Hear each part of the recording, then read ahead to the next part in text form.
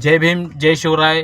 2026च्या चालू असणाऱ्या महानगरपालिका इलेक्शनबद्दल आपल्यासोबत चर्चा करण्यासाठी उपस्थित राष्ट्रीय एकता दल संस्थापक अध्यक्ष बाबा नेनित व त्यांचे सहकारी श्याम सोनवणे त्या आपल्या निवडणुकाबद्दल काही चर्चा करत आहेत. तर नेनित साहेब, 2026च्या महानगरपालिकेच्या इलेक्शनबद्दल तुम्ही काय सांगू शकता आम्हाला? काय चालू घडामोडीबद्दल, काय कुणी मतदान कसे करावे, काय करावे, चाललेल्या परिस्थितीबद्दल जरा माहिती द्यावी आम्हाला.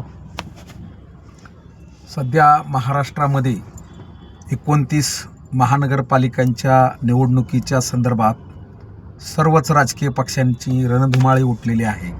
या ठिकाणी विविध आघाड्या, विविध पक्ष आणि अपक्षसुद्धा मोठ्या प्रमाणात या निवडणुकीमध्ये आपलं मत आजमावण्यासाठी, आपलं नशीब आजमावण्यासाठी त्यांनी आपली उमेदवारी जाहीर केलेली आहे आणि प्रचारात सर्वजण सक्रिय झालेले आहेत. परंतु या निवडणुकीच्या दरम्यान मी आपल्याला एकच सांगू शकतो की आपण 5 वर्षातून आपल्याला हे निवडणूक लागत असते. त्या 5 वर्षामध्ये आपल्याला जो नगरसेवक निवडायचा असतो, जो आपला प्रभागातला प्रतिनिधी निवडायचा असतो, तो कसा असावा आणि त्या पद्धतीनं आपण त्याला मतदान करणं गरजेचं आहे. तर जो उमेदवार आपल्या प्रभागातील समस्या सभागृहामध्ये मांडणार आहे, जो अतिशय चांगल्या पद्धतीनं काम करतो, सर्वसामान्य माणसांच्या अडीअडचणीला धावून येणारा, रात्रंदिवस झटणारा असा जो प्रामाणिक कार्यकर्ता असेल, जो त्या इलेक्शनमध्ये उभा असेल, जो उमेदवार असेल, तर प्रामाणिक उमेदवारालाच आपलं मत आपण दिलं पाहिजे. कारण डॉक्टर बाबासाहेब आंबेडकरांनी आपल्याला संविधानाच्या माध्यमातून हे बहुमूल्य अधिकार, मतदानाचा अधिकार दिलेला आहे आणि तो बजावत असताना आपण कुठल्याही आमिषाला बळी न पडता या देशामध्ये चांगल्या पद्धतीचे प्रतिनिधीने जर निवडून दिले, या महानगरपालिकेमध्ये काम करणारे चांगले प्रतिनिधी जर निवडून दिले, तरच आपल्या शहराचा विकास होईल.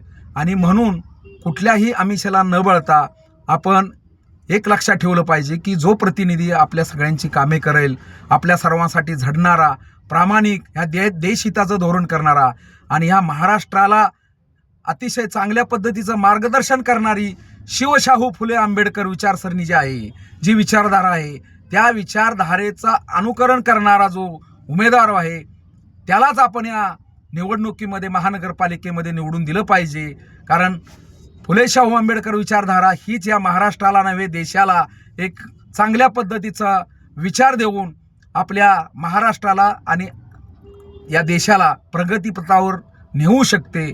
म्हणून आपण अशा पद्धतीचे जे शिवशाहू फुले आंबेडकर विचाराचे जे उमेदवार असतील त्यांनाच निवडून द्या आणि त्यांनाच आपला प्रतिनिधी बनवा.